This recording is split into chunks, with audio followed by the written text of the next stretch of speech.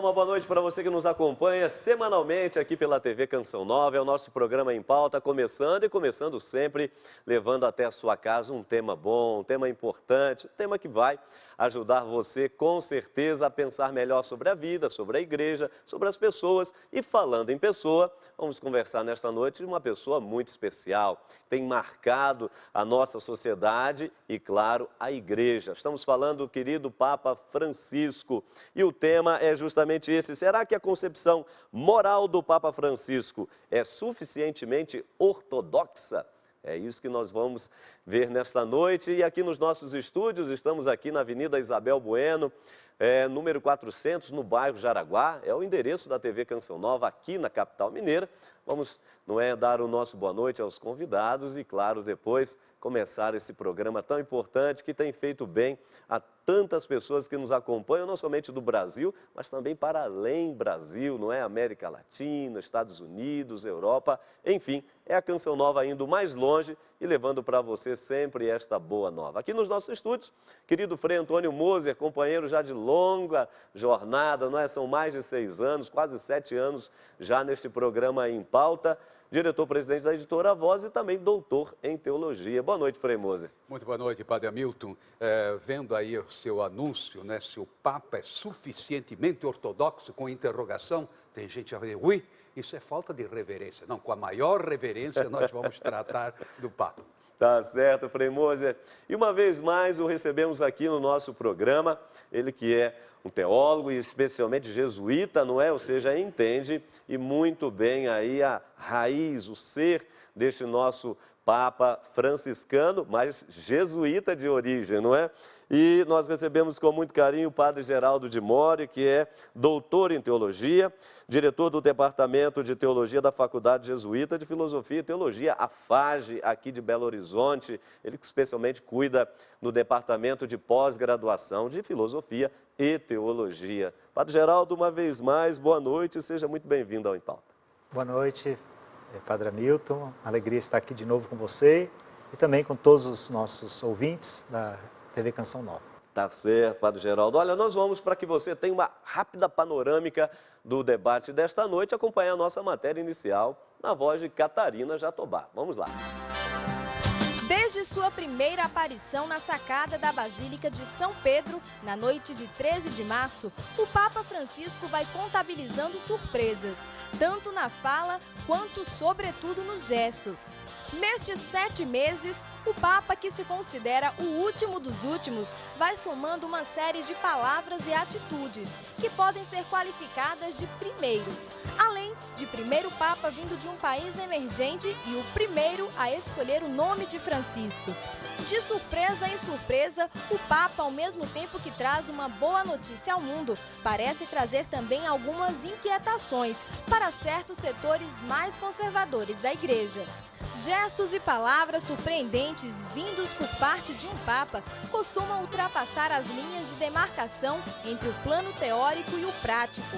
Até que ponto essas colocações surpreendentes do Papa Francisco começam já a sacudir certas estruturas envelhecidas da própria Igreja?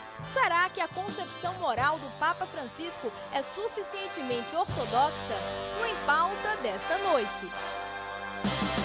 Tá aí para você uma rápida panorâmica e, claro, vamos aqui aproveitar o programa e bem nesses 3 blocos para, no primeiro bloco, fazer um rápido balanço, não é? Desses 6, 7 meses de governo do Papa Francisco. Depois, num segundo momento, um pouco a sua teologia, não é?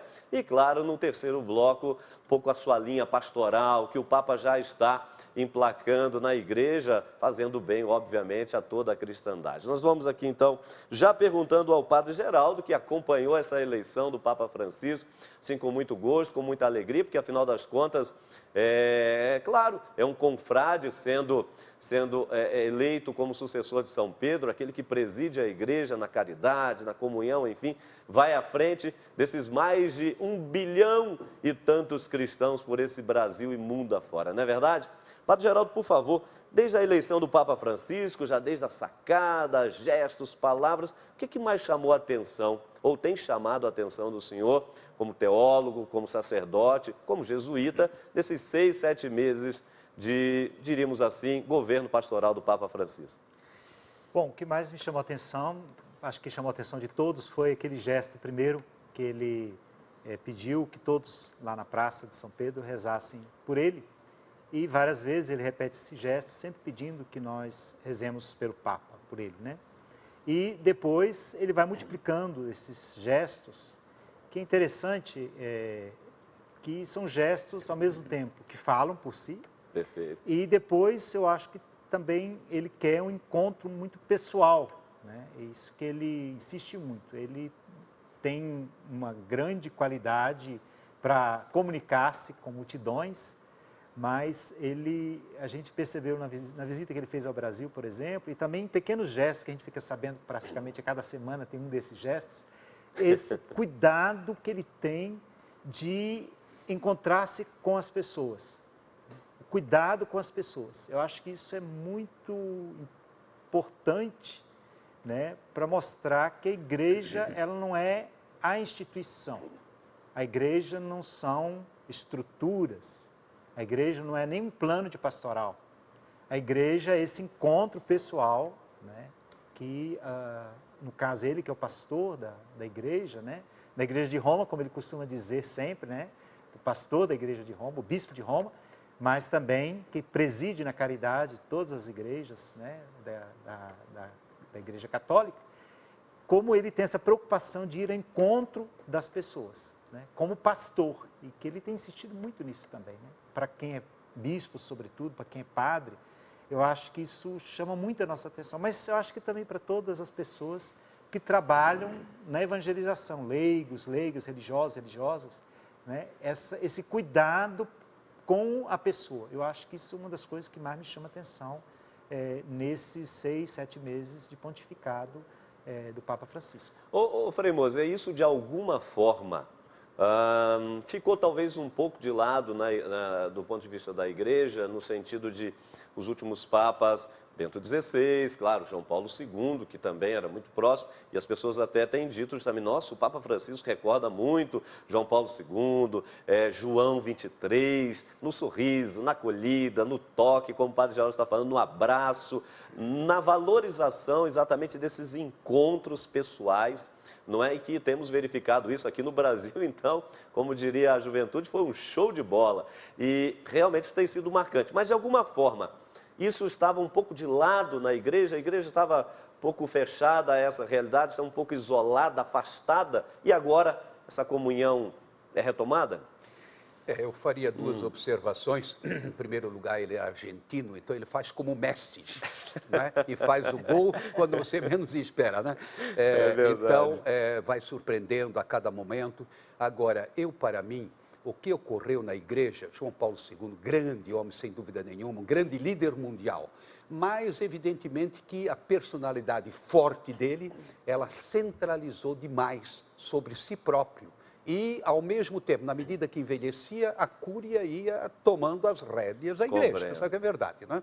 Sem desmerecer Tanto a é que cúria, estamos né? aí num contexto de reforma de exatamente. cúria, né? E ele chega, depois vem o nosso Bento XVI, mais retraído ainda. Não é que não seja uma pessoa de bem, não é que não tenha feito bem, mas é teólogo, é pensador, sabe formular bem as frases, o pensamento, Perfeito. ponderar e tudo. Então, doutrinariamente, não tem dúvida, não é, da contribuição de Bento XVI. Esse gesto da renúncia vai passar para a história. Não é? Se ele não tivesse feito nada mais do que isso, já teria feito muito. Não é? Muito bem, agora chega esse, realmente, eu diria, mostra que a igreja, sem querer, pouco a pouco foi centrando sobre si própria. E aí fechando o círculo, não, pois cuidado com as outras religiões e assim por diante, de vez em quando, eu diria, faltou essa sensibilidade da Gaudium et Spes, a igreja no mundo. Quer dizer, sintonizar, ler os sinais dos tempos. E aquilo foi se perdendo, enquanto que ele vem e você já percebe que está ligadíssimo com tudo, na simplicidade dele, jesuítica naturalmente, com muita habilidade, não é? Ninguém o surpreende, e eu acho que de fato a igreja andou um pouco distante da sua missão de ir ao encontro do povo, e não só daqueles que vêm à igreja, mas justamente daqueles que não vêm, que não são católicos, ou seja, as ovelhas, entre aspas, perdidas, não é? Do rebanho de Jesus Cristo. Então, com isso, Padre Geraldo, nós estamos aí com o Papa Francisco, gestos, palavras, já não é as atitudes que o Papa tem ido, sobretudo esse anúncio, não é? Ide às periferias do mundo, às periferias existenciais e assim por diante. Nós estamos de alguma forma então com o Papa Francisco e é um clima muito positivo, porque as pessoas o receberam de uma forma extraordinária. Temos verificado que na própria sociedade civil há pouquíssimas críticas até em relação à pessoa do Papa, não é? Aqui na Jornada Mundial, o senhor que acompanhou de perto e nós também, quer dizer, aqueles que normalmente tinham comentários mais ácidos com relação à igreja, à pessoa do Papa, meu Deus do céu, nada. Quer dizer, só tecendo elogios, admirando, realmente estando bastante entusiasmados. O Papa, então, com esse seu jeito de ser, de falar e de se portar, ele está apontando que a igreja precisa recuperar esse caráter mais evangélico? Sem dúvida nenhuma. Acho que você falou uma coisa que eu acho assim, muito importante, né? Ele tem apresentado, poderíamos usar uma expressão que se usa muito hoje, né? Uma agenda positiva. Exato, né? É verdade. Ao invés de você ficar só se debruçando sobre os problemas, que eu acho que tem muitos, a igreja tem muitos problemas, e ele vai enfrentar, gente, não tem dúvida nenhuma que ele vai enfrentar, e ele foi, eu acho que em grande parte, eleito também, porque ele tem coragem para enfrentar, né? Driblar os problemas, né? Então, eu acho que ele vai enfrentar, mas mais que você ficar numa atitude de retraimento diante das dificuldades da própria instituição, dificuldades do anúncio do Evangelho, tem muitas situações muito complexas hoje para você levar em consideração. Então, se você se paralisa diante dessas dificuldades, você não propõe mais nada.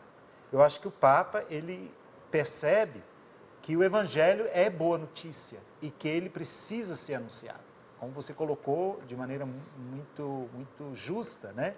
E nessas periferias que ele fala, né? Nessas fronteiras, né, de todos os tipos, e ser essa presença de Jesus Cristo, essa presença do Evangelho, né, que eu acho que é para isso que a igreja existe. Claro. A igreja existe para anunciar o Evangelho. A igreja não existe para ficar voltando-se sobre ela mesma, sobre os seus problemas.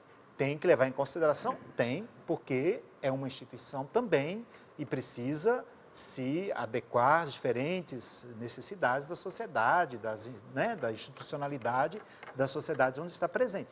Mas, principalmente, eu acho que a igreja não pode perder o foco, que é o anúncio da boa notícia de Jesus. Eu acho Aliás, que nesse sentido... é exato. Sim, Frei Múcio? Não, isso eu chamo a igreja do sim. A igreja do sim. Não pode, não deve. Não. É a igreja do sim. Faz uma proposição, é propositiva, de tal forma que as pessoas vão se encantando e vão superando os seus entraves, não é? Pelo encantamento. Aliás, sem deixar de fazer o dever de casa, vamos dizer aqui, nessa autocrítica, ou seja, a igreja que quer ir para adiante, mas olha também para si e percebe que ficou muito parada, muito estacionada, e como ele mesmo disse, né? Se você ficar parado, a sua tendência é fechar em si mesmo, adoecer, até perecer e pode-se até morrer. Quer dizer, é no id que está a vida, que está a alegria, a esperança e assim por diante. Mas aqui, ô Frei Moser, será então por isso que o Papa já, de forma muito rápida, porque muitas pessoas diziam, não, mas foi eleito com 76 anos, vai ter muito pouco tempo para fazer alguma coisa, mas eu percebi isso lá em Roma mesmo, estando naqueles dias ali, que algumas pessoas também comentavam, alguns especialistas, diziam, não, olha só, o mundo que nós estamos vivendo é um mundo de transformações muito rápidas. A internet, a velocidade da comunicação e etc. Estamos vivendo no tempo da velocidade. E a igreja, nas mudanças que precisa, ela também precisa de alguém que faça essas mudanças um tanto rápida. E o Papa, apesar da idade, como muitos diziam, não vai ter muito tempo de fazer tanta coisa, já em pouco tempo, em 6, 7 meses, já convocou um conselho, quer trabalhar esta questão interior, mais interna, da sua infraestrutura, mas sem deixar de olhar para frente, a pastoral, os países, a comunhão, o ecumenismo e assim por diante. A criação desse conselho foi, de fato, assim, algo até de certa forma inesperado. Alguns achavam que ia ficar mais para frente, mas já foi logo de início. Olha, veja bem, ele não inovou nada na maneira de ser dele. Pelos testemunhos que nós temos, como bispo, arcebispo lá em Buenos Aires, ele já era assim mesmo. Era de pegar o bonde, pegar o trem, pegar um ônibus e assim, andar a pé e visitar as periferias. Traduzindo, é ele mesmo. Agora, essa velocidade que ele imprime, eu acho que basta uns 3, 4 anos que ele já vai provocar uma grande revolução. Não. Esses dias em Campinas, alguém perguntou, o senhor acha que ele vai provocar grandes mudanças? Eu digo, não, não vai, porque já provocou. O que fez até agora, o que falou, sobretudo os gestos, cada gesto dele vale por alguns livros. Realmente é uma revolução. Por exemplo, só vou dar um exemplo, né? Festa de São Francisco, lá vai ele para Assis, tudo bem. Claro que nós, frades, preparamos aquele pranzone, aquele banquete para receber o Papa. Ele disse, tchau, eu vou comer com os deficientes físicos. E lá foi ele, né? Olha, um gesto desse quer dizer muito, não é? Claro. E depois, mesmo aqui no Brasil, essa visita à favela, entrar dentro da Assembleia de Deus, de um tempo, cada gesto desse vale muito. Então, a revolução já está em andamento. Não tá tenho dúvida certo. Olha, nós vamos para o nosso primeiro intervalo, você não sai daí, nós estamos começando falando sobre o pontificado do Papa Francisco, né? Este Papa que, como ele mesmo disse, veio do fim do mundo, veio das periferias do mundo para levar ao mundo esta boa nova como sucessor de São Pedro. Então tem muita coisa ainda para a gente conversar, pouco mais no segundo bloco sobre a sua teologia, ele que já está provocando não somente o povo de Deus, padres e bispos, mas teólogos também, não é verdade? Enfim, vamos ter muita coisa ainda para conversar aqui no nosso programa. Rápido intervalo e já já estaremos de volta. Não saia daí.